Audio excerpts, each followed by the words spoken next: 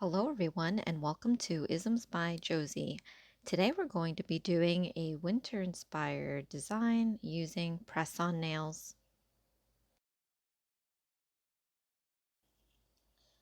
I wanted to show you the design that I did 2 weeks ago. This is my Valentine's Day part 2 nail design. If you haven't seen the video, go check it out. But here you can see how much growth that I've had on this nail since stripping them in January. And it's growing slow and steady. And another issue I've always had with natural nails is that the edges get dry and I pick at it. It's a bad habit. These are my nails that I did last week. Check that out if you haven't seen it yet. These are my favorite, and since they're here calling my name, I wanted to show it to you.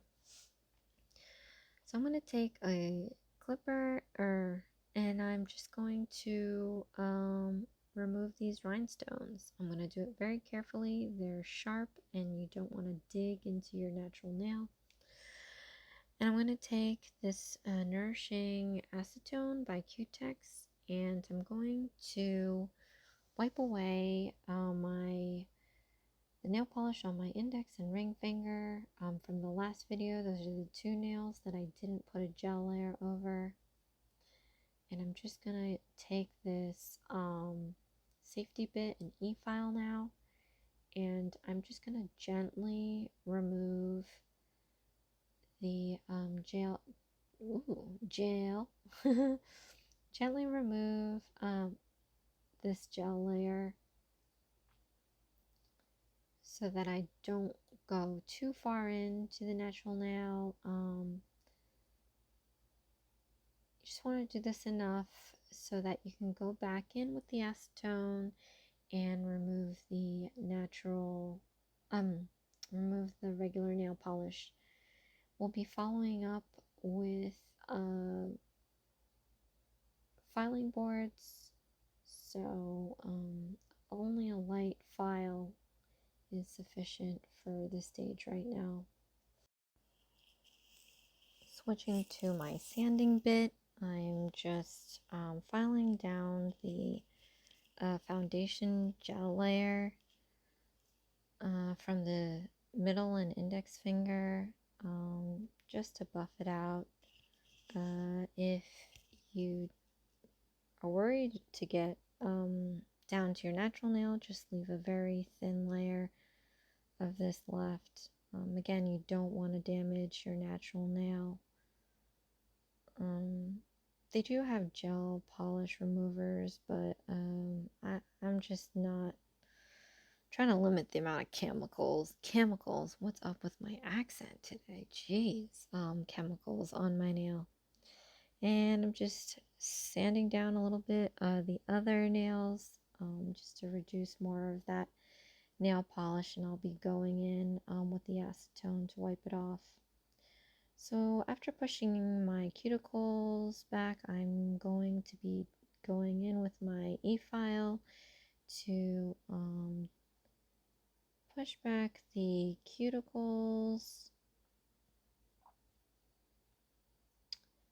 and removing the dead skin cells in that area. And you'll be able to tell how much of it you have, because it's a very thick white, I don't even know how to describe it, but a thick white hanging piece. We are so technical. But yeah, you just want to gently do this. You're doing this to the cuticle, not your nail. And you just have to have a feel of it. And you'll know, like, when it's good enough. Some weeks my cuticles are not as bad as others, so this isn't terribly bad. But there is a good amount there that I'll be using my cuticle nippers to clip these off. You want to be gentle with this too, not to get the live skin, because that could cause so many other problems on top of the pain that you'll get when you shampoo your hair, wash dishes, you know, whatever.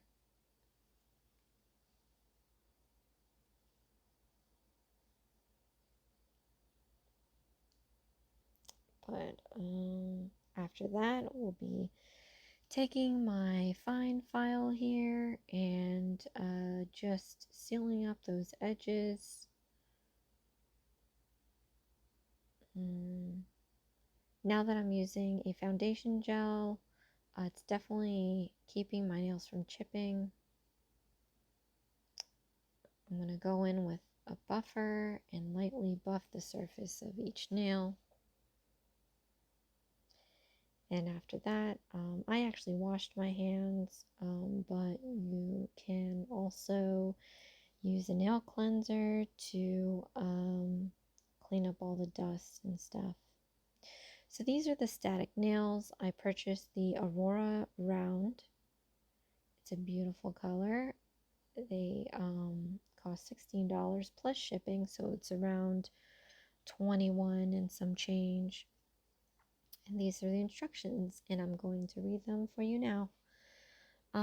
Get a perfect non-damaging manicure in seconds for a fraction of the salon cost. Wear them weeks straight or a few days at a time. In the kit is 24 nails, file, buffer, and glue. How to apply. Apply to clean, natural nails. Wipe nails with nail polish remover after buffing if you have oily nail beds. Select the best fitting nail for each finger, ensuring the number side is facing the tip of your nail, and set aside in order. Step 1. Apply a thin layer of glue to the back of the static nail. Step 2. Apply a generous layer of the glue to your entire natural nail. Step 3. Allow the glue to tack up for 6 seconds. Align the static nail under your cuticle and press down with your thumb. Hold and squeeze firmly for 30 plus seconds, ensuring the entire nail receives pressure. Step 4. Customize the length and shape with a file or nail clipper. Professional tips. Apply enough glue to avoid air pockets, secure properly, and extend wear time. The more glue applied, the longer the nails will stay on. Only apply a little glue to your natural nail to wear for a few days at a time. Immediately use a cloth to wipe excess glue off the static nail if overgluing occurs. And the rest is removal instructions that we will go over in 2 weeks, assuming that they stay on. So that is all the instructions, and I love how they want you to remove the excess glue on the nail and not your skin, but I'm guessing that's assumed. So anyways, let's start opening this box.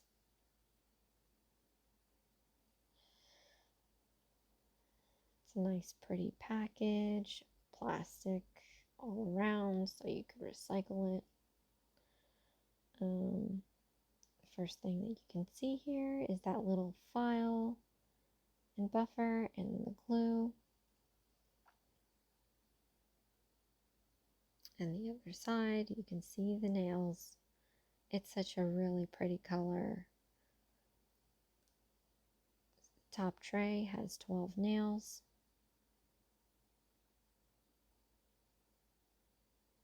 And there's a little piece of paper to protect the other set below.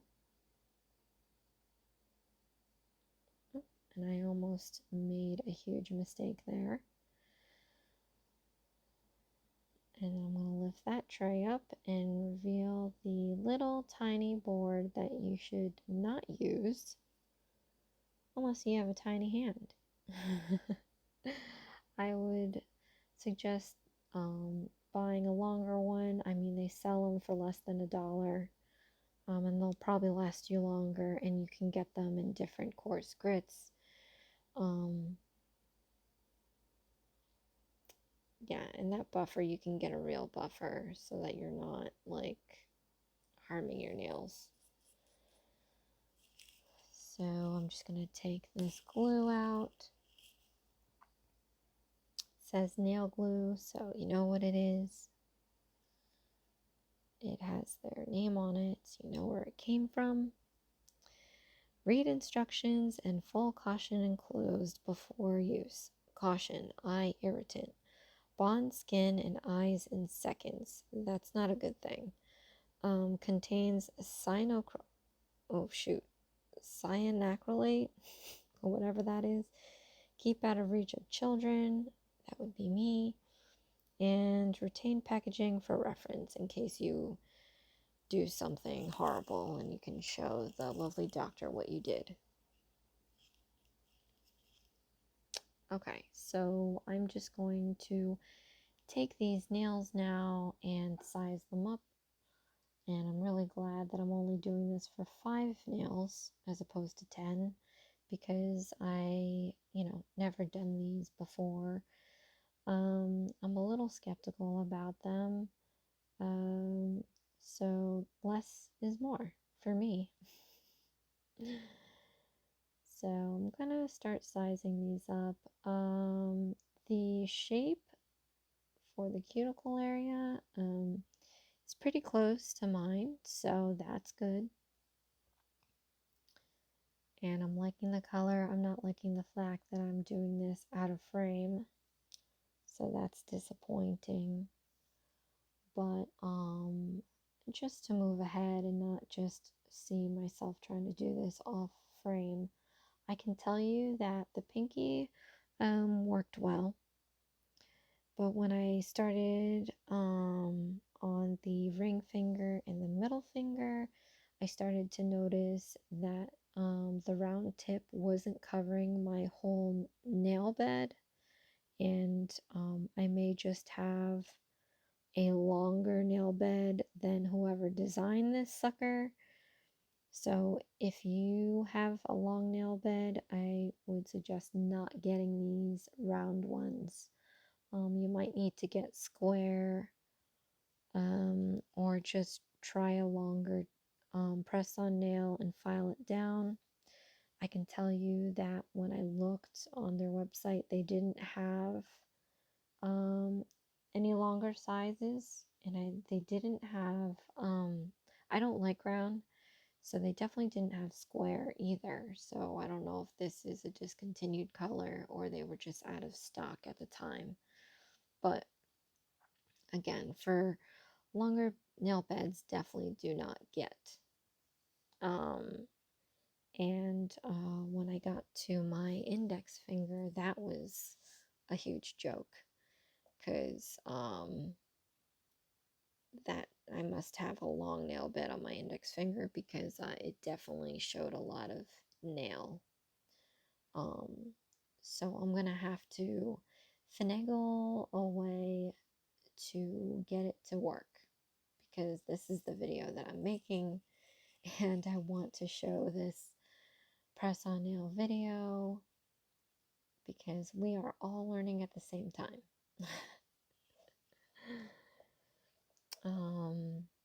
And then the thumbnail worked out all right. So I think the pinky and the thumb were good enough, but for the other three nails, it's definitely not good for these static nails. It was just very disappointing because the color is so beautiful, and it's not a genuine press on if you have to rework it. So I'm only going to be fixing the index finger one, but because that was the worst. But as far as the ring finger and middle finger, I'm just going to leave it, and you're going to be able to see towards the end like how much nail is exposed. And for someone that's more about showing nails to others, that wouldn't fly. But for me, I mean, even for me, it doesn't fly. But since I love doing nails for myself, I still enjoy the color. I still enjoy the design that I'm gonna do on them. So I mean, if a couple of nails are exposed, you know whatever, you know. But anyway, moving on. Here wanted to show the thickness of the cuticle side, and it's nice and thin. And I'm turning it around to the other side, the tip side, and it has a nice little thickness to it. For some of these nails, I'm going to buff the undersides. And I'm doing this because on each finger, I'm going to attempt a different kind of application to see which kind lasts the longest. So the first nail that I'm doing is the pinky nail, and this is going to be the instructions, straightforward, no extra stuff. So there's no buffing, and I'm going to put down a layer of the glue onto the press-on nail, as you see here.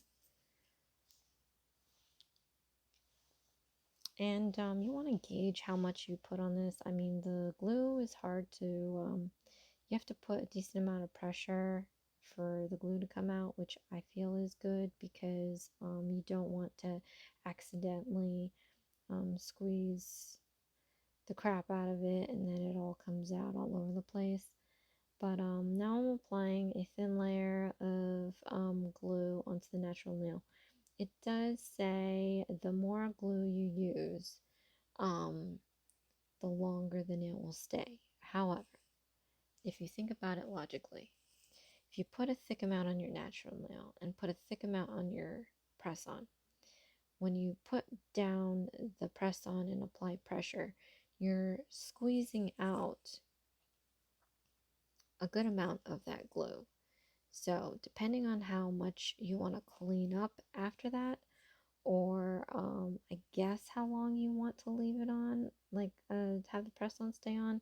I mean, I feel that a thin layer on the natural nail is good, and a nice thin layer on the press-on is good.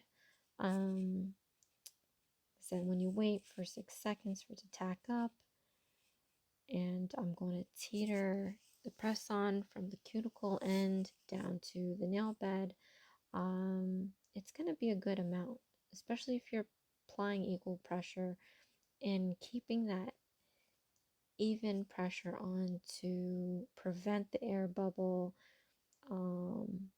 If there's just as much as you want to keep the nail on there, I mean, you're going to be squeezing a lot of glue out. And you'll probably need more than 6 seconds to wait for it to tack up. But anyway, I laid this down, applied a little bit of pressure, and I'm quickly just wiping the excess off before it hardens. And then I applied the 30 plus seconds. But moving on to the ring finger, this one we filed underneath the nail, and we're still going to follow the same instructions with the layer on the natural nail bed and a layer under the press-on. The only difference is that there's now a roughness to the underside of the nail for the glue to sit in and get tacky with, so there's more for the glue to grab onto. So I'm cleaning off the excess from that, and I accidentally, see, there was more glue than I wanted, so my finger got glued to the tip, but I'm gonna fix that with my design. But yeah, just wiping this off, and then I'm going to apply the pressure again for 30 plus seconds. So the middle finger, I decided to try the dehydrator and the primer with filing underneath the nail. So when I do my hard gel nails, the dehydrator just gives an extra soak of oil from your natural nail bed, and the primer provides another layer to adhere to whatever it is you want to stick to. So, and again, buffing the underside of the nail gives it more grooves for the glue to sit in. So the adhesion will have more to grab on, thus making it a stronger hold. So I'm just applying a thin layer onto this press-on, like we did with the others.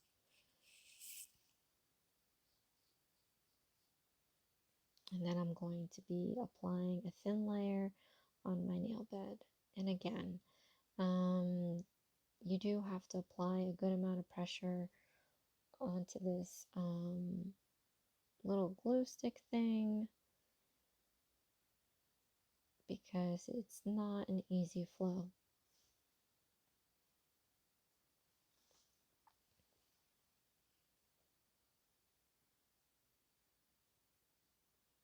And you can see that this is a long nail bed. I guess I should have, well, there's no way you could have. I don't know if they showed dimensions, but there's no way of knowing how big these things are and if they're going to fit your nail bed. So that sucks. But teetering this nail, I'm going to start with the cuticle side and press down, and then roll the pressure down to the nail bed for 30 plus seconds. Moving on to the index finger, I'm just going to try applying this foundation gel. For this application, the intent is using hard gel to adhere to the foundation gel layer. So this nail doesn't have a buffed underside. It's the nail as is. And again, there's a layer of this foundation gel. And then I'm going to be applying this hard gel from Jellish. So this would be like doing the soft gel system. Just a little info on that. Soft gel nail tips, full nail tips are made of some kind of gel, and they're usually transparent so that you can cure it in a lamp. And all you do is you apply like a hard gel or a poly gel to adhere the soft gel nail to your nail bed. Now obviously this is not a soft gel nail, and in fact it's opaque. So me doing this, I'm applying it onto my nail bed like I did with the other nails. I'm sliding it down a bit because I want to cover my nail bed, and it wasn't doing that as I pointed in that part of my nail. So we're going to do this, clean up the excess, and then I'm going to be holding this nail under the lamp, and because it's opaque, I held it closer to the bulb.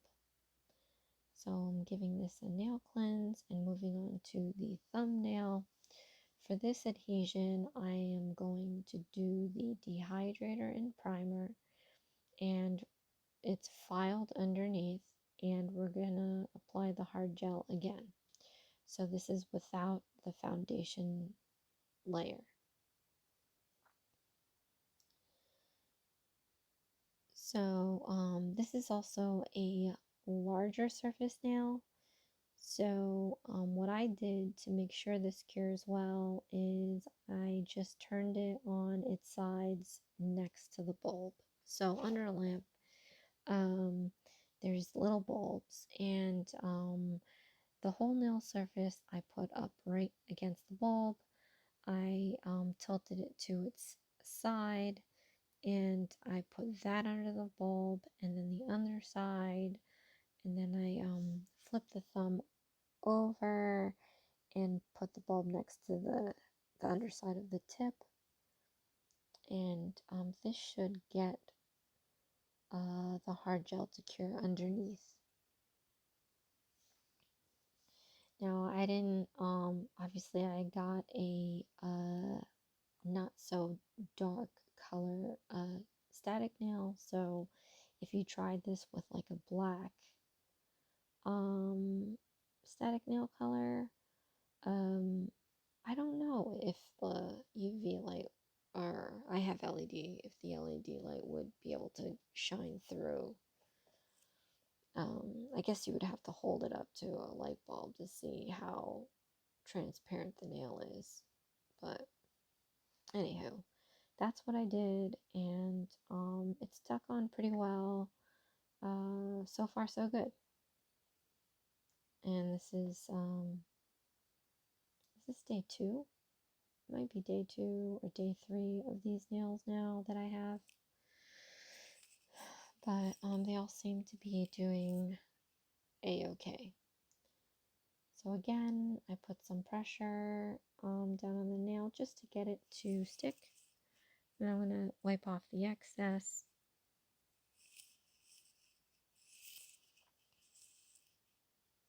And then we're going to cure this under the lamp.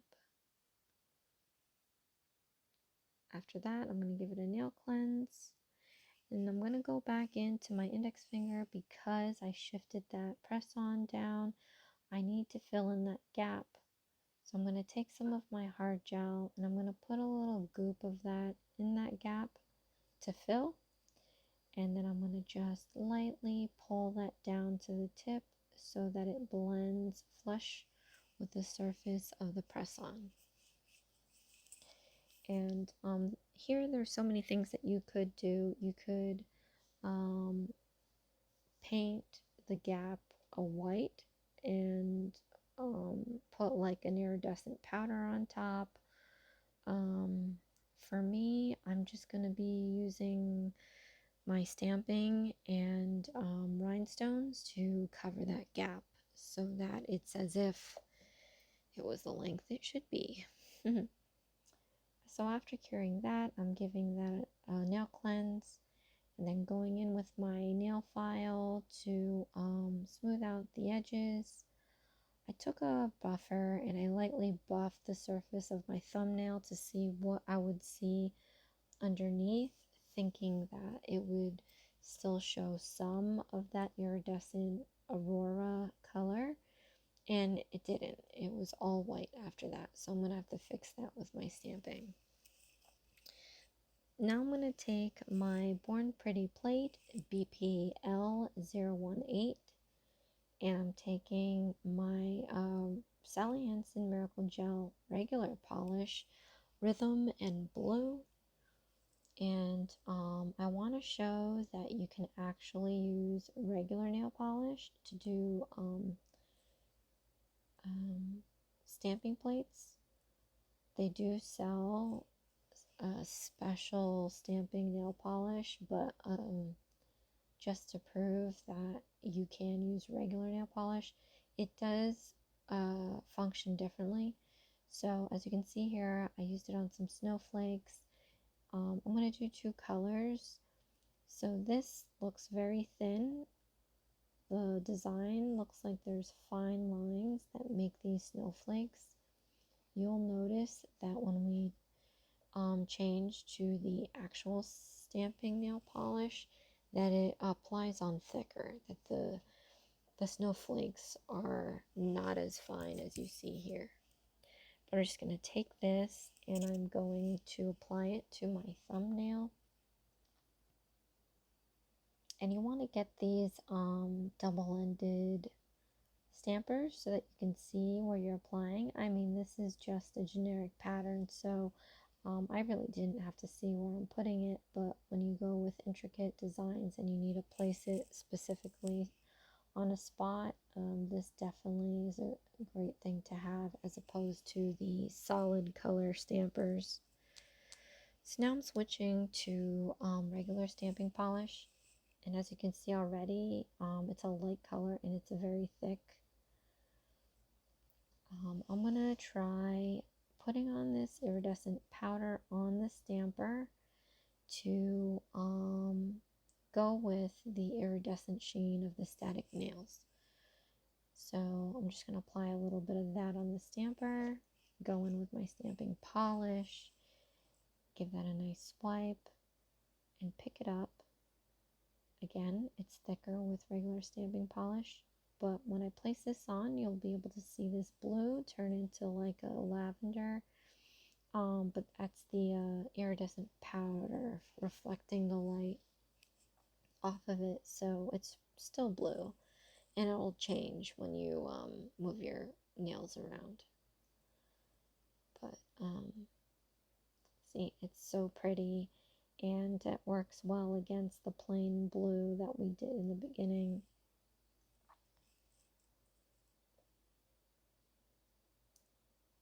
And I'm going to show this again on the thumbnail so you can see the difference from those snowflakes with the regular polish versus these really thick ones. So now I'm gonna do the same thing with the index finger, and we're covering that gap. So it's still clear versus the static nail, but we're gonna be going over the clear areas with the rhinestones. And if you saw earlier, I did buff the tip of this because it did have some glue on there. So there's white edges on that tip, but I'm covering it with the stamping. So moving on to the crystals, I'm taking Gummy Jelly and Shiny by Couture. And I'm going to be putting Gummy Jelly where I only putting the rhinestones or the crystals.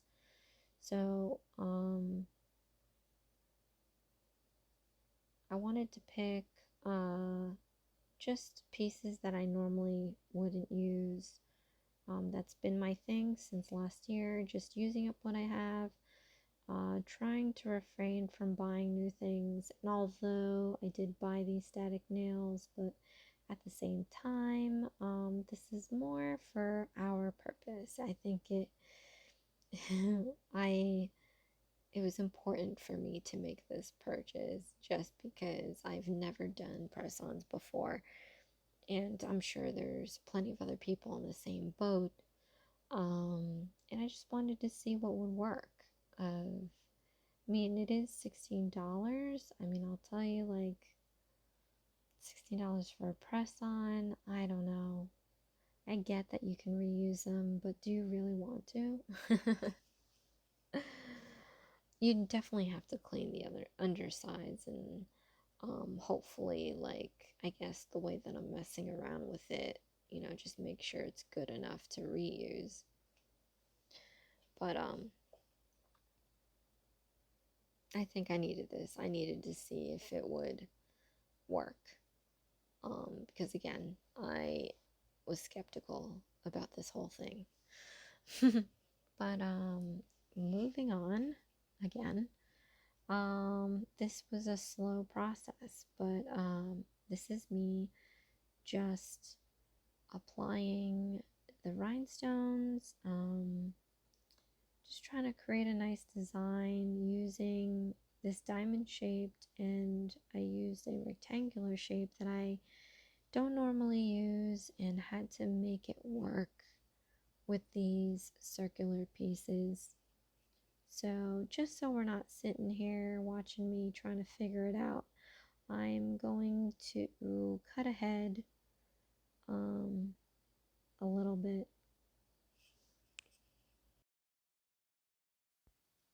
Last nail, giving that a cure.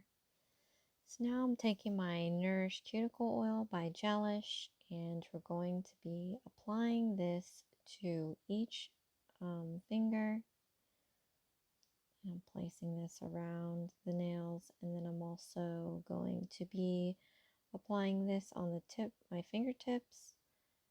Again, like with this winter season, this hand is getting very dry, and for some reason when I don't have a nail extension, like I showed you with my thumb, the sides end up cracking, and I have a tendency to pick at it, so I just don't want to keep doing that.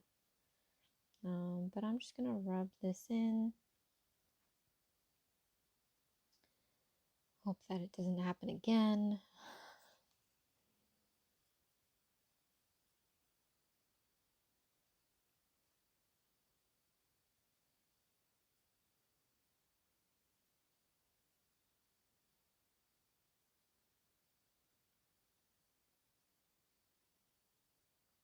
I guess I definitely could have sped up this process a bit.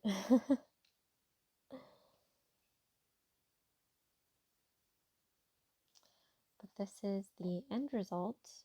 My winter inspired press-on nails.